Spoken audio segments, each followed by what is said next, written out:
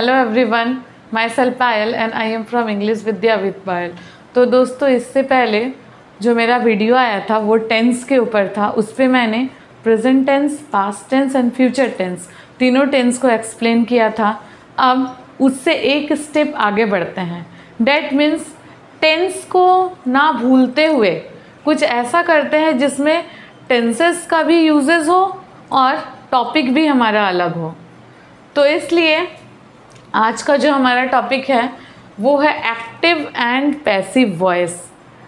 अगर हमें टेंस नहीं आती तो सच में एक्टिव और पैसिव वॉइस करना मुश्किल है, बट अगर टेंस नहीं भी आती है तो आप प्लेलिस्ट में जाके मेरे देख सकते हैं, कोई प्रॉब्लम नहीं। टेंस नहीं भी आती है तो उसमें देख के आप देन एक्टिव एंड पैसिव देखिए तो ज़्यादा क्लियर होगा, बिकॉज इसमें भरपूर टेंसेस का यूज़ है।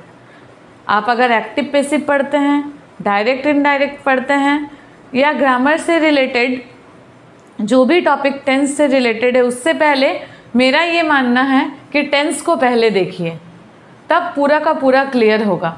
जिस तरह टेंसेस पे हमने पढ़ा था कि टेंस के 4 टाइप्स होते हैं, simple present tense, present continuous tense, present perfect tense, present perfect continuous tense. ये प्रेजेंट टेंस के 4 टाइप्स हैं। टेंसेस का तो हम लोगों ने 3 टाइप्स पढ़ा था, present tense, past tense and last is our future tense. But वो तीनों का प्रेजेंट, पास्ट, फ्यूचर का 4 टाइप्स, डेट मीन्स 12 टाइप्स। आज हम एक्टिव और पैसिव को कैसे चेंज करते हैं ड्यूरिंग अ टेंस, एक टेंस के अंदर, वो देखेंगे विथ 1 सेंटेंसेस, एक सेंटेंसेस। तो सबसे पहले चलते हैं सिंपल प्रेजेंट टेंस की ओर। सिंपल प्रेजेंट टेंस में एक सेंटेंस को उठा के देखते हैं। एक सेंटेंस है हमारा, आई ईट अ मैंगो। अब देखिए, इसमें सब्जेक्ट पहले है, देन वर्ब है, देन ऑब्जेक्ट है। ये चेंज कैसे हो रहा है? जो हमारा ऑब्जेक्ट है अ मैंगो वो फर्स्ट में आ जा रहा है। देन अ मैंगो सिंगुलर, तो हेल्पिंग वर्ब भी सिंगुलर लगेगा, इज। अब ईट, ईट का हमें वर्ब 3 लगाना है यहाँ पैसिव वॉइस में। ये हमारा जो सेंटेंस है वो एक्टिव वॉइस में है। अब सबसे पहले समझते हैं कि एक्टिव और पैसिव होता क्या है, तब रूल्स को समझना ज़्यादा ऐसे अच्छा होगा। जैसे मैं एक सेंटेंस बोल रही हूँ, मैं आम खाती हूँ, ओके। उसी सेंटेंस को मैं एक अलग तरीके से बोल रही हूँ, मेरे द्वारा आम खाया जाता है। क्या दोनों सेंटेंस डिफरेंट है? दोनों सेंटेंस डिफरेंट नहीं है, दोनों का मीनिंग, सेंस सब सेम है, बट लिखने का और बोलने का तरीका डिफरेंट है। उसी तरह मैंने यहाँ लिखा है, और एक सेंटेंस मैं फर्स्ट में बोल रही हूँ, मैं पढ़ाती हूँ।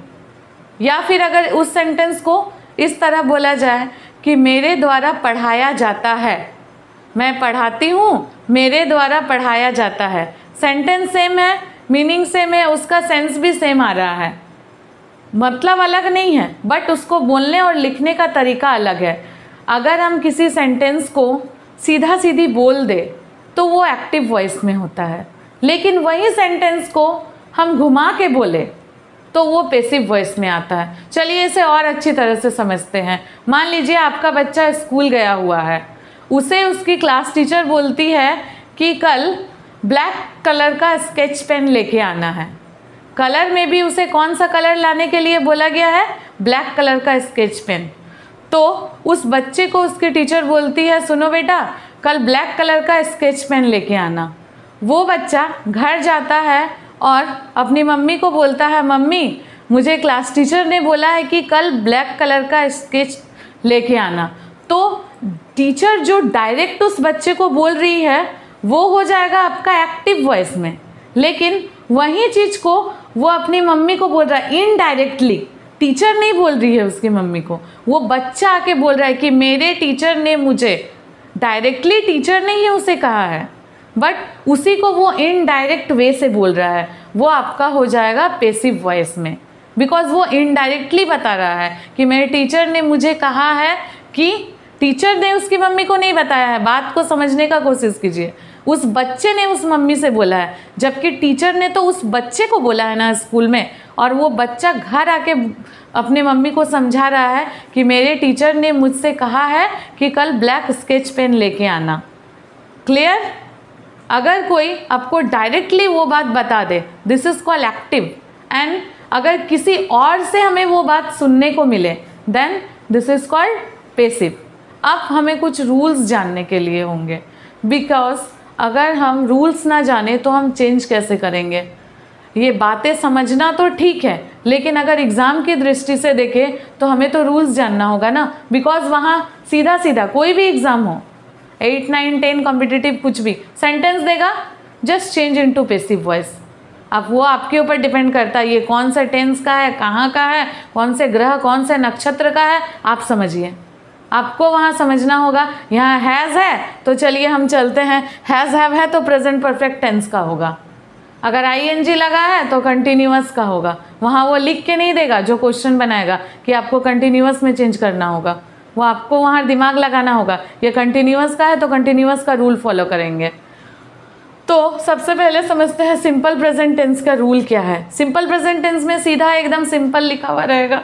जैसे मैंने यहाँ एक सेंटेंस लिया है, आई ईट अ मैंगो, यहाँ सब्जेक्ट पहले है, देन वर्ब है, देन ऑब्जेक्ट है। इसको चेंज करना है अ मैंगो। पैसिव वॉइस का रूल है ऑब्जेक्ट पहले आ जाता है। अ मैंगो हमारा ऑब्जेक्ट है, ईट हमारा यहाँ वर्ब है, आई हमारा यहाँ सब्जेक्ट है। ये सब्जेक्ट है, ये वर्ब है और ये हमारा ऑब्जेक्ट है।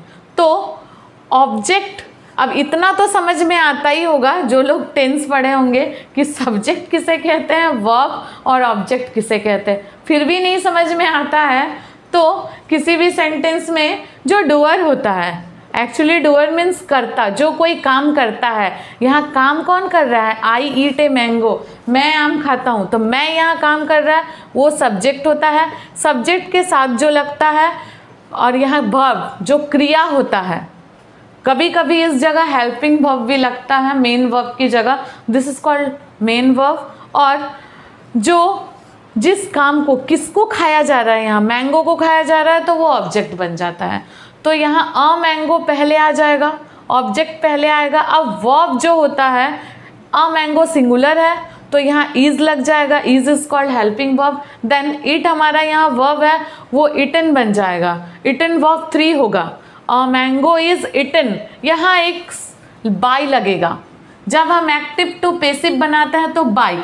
अब कंफ्यूजन यहाँ है कि हमारा यहाँ तो आई था, यहाँ मी कैसे बन गया। एक्चुअली कुछ ऐसे सेंटेंसेस के लिस्ट होते हैं जो पैसिव वॉइस में चेंज होते हैं, वो मैंने पहले ही यहाँ लिख के रखा है।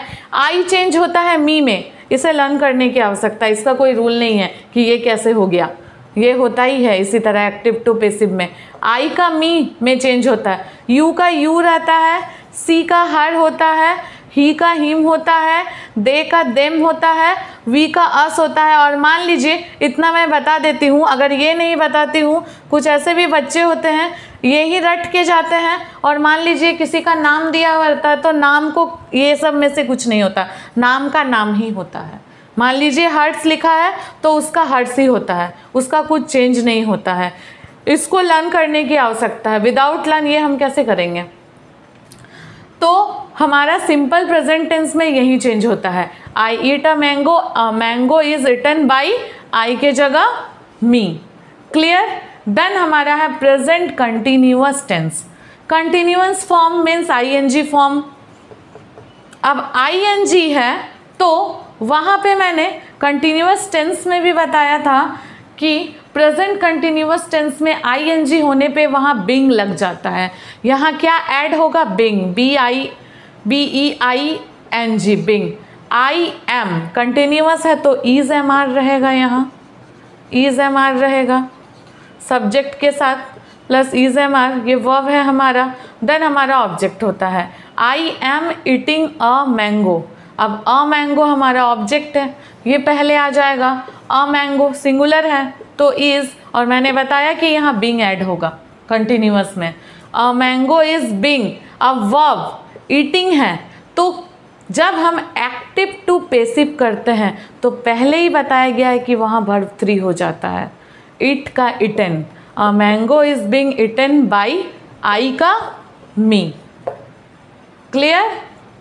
Simple present tense again repeat, यहाँ सिर्फ सब्जेक्ट वर्ब ऑब्जेक्ट होता है, ये चेंज होता है ऑब्जेक्ट, वर्ब 1 होता है तो वर्ब 3 हो जाता है, देन सब्जेक्ट। और प्रेजेंट कंटिन्यूअस टेंस में क्या होता है, इज एम आर होता है, यहाँ पे भी इज एम आर लगेगा, ऐसा नहीं जो पैसिव वॉइस में हम चेंज करेंगे तो हमारा इज एम आर नहीं होगा, बट इज एम आर के साथ यहाँ हमारा एक चीज़ और ऐड हो जाएगा, वो है बिंग। इस बिंग को हमारे माइंड में रखना है। बहुत लोग एग्जाम में ये बिंग छोड़ के आ जाते हैं और उस जगह गलती हो जाता है। क्या करते हैं, a mango is eaten by me, यहाँ बिंग छूट जाता है, गलती यहाँ पे होता है। आईएनजी देखने से बिंग लगाना है। अब ये हर एक टेंस में नहीं लगाना है, सिर्फ प्रेजेंट कंटिन्यूअस। हर टेंस का अलग अलग कुछ है, कुछ अलग रूल्स है, कुछ अलग नियम है।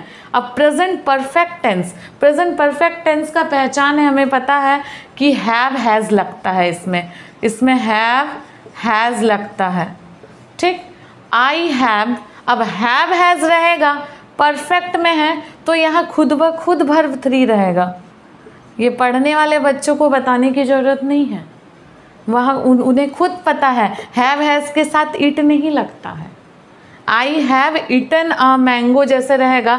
अब यहाँ जिस तरह मैंने बीइंग बताया, यहाँ एक वर्ड होगा बीन, यहाँ बीन लगेगा। अ मैंगो हैज़, अब यहाँ हैव का हैज़ कैसे बन गया, ये समझने की आवश्यकता है। आई के साथ हमेशा हैव लगता है, जिस तरह आई के साथ एम लगता है उस तरह आई के साथ हैव लगता है, हैज़ नहीं लगता है। उसी तरह अ मैंगो सिंगुलर है, सिंगुलर के साथ हैज़ लगता है, हैव नहीं लगता है। कुछ बातें याद रखने की ज़रूरत है, कुछ बातों पे ध्यान देना ज़रूरत है, नहीं तो बनाना मुश्किल है। अ मैंगो हैज़, अब यहाँ बीन ऐड करना है, हैव हैज़ के साथ हमारा बीन ऐड हो जाएगा। इटन तो पहले से है ही, बिकॉज ये परफेक्ट प्रेजेंट परफेक्ट टेंस का है। A mango has been eaten by me. Clear? तीनों टेंस एकदम इजी है। ये प्रेजेंट टेंस का आज मैंने बताया, नेक्स्ट वीडियो में पास्ट टेंस का बताऊंगी। और एक छूट गया, आप सोचेंगे प्रेजेंट टेंस का 4 टाइप्स होता है, सिंपल प्रेजेंट टेंस का बताया, प्रेजेंट कंटिन्यूअस टेंस का बताया, प्रेजेंट परफेक्ट टेंस का बताया, बट यहाँ देखिए present perfect continuous tense can't be changed. हमारा जो 4 टाइप्स है ये याद रखिएगा, कभी भी ये चेंज नहीं होता। एग्जाम में इस टेंस से क्वेश्चन पूछे जाते हैं, उसका कुछ भी चेंज नहीं करना है। स्टूडेंट्स क्या करते हैं, उसमें भी उलझने लगते हैं, क्या चेंज करें, हैव कहाँ चेंज करें, सिंस कहाँ, उसमें कोई चेंज नहीं होता। जब हम एक्टिव टू पैसिव चेंज करते हैं तो प्रेजेंट परफेक्ट कंटिन्यूअस टेंस को कुछ भी चेंज नहीं करना है। ओके, आई थिंक इस वीडियो में प्रेजेंट टेंस का एक्टिव टू पैसिव क्लियर हुए होंगे। नेक्स्ट वीडियो में मैं पास्ट टेंस का एक्टिव टू पैसिव क्लियर करूंगी। Hope understand all the things and please subscribe my channel English Vidya with Payal.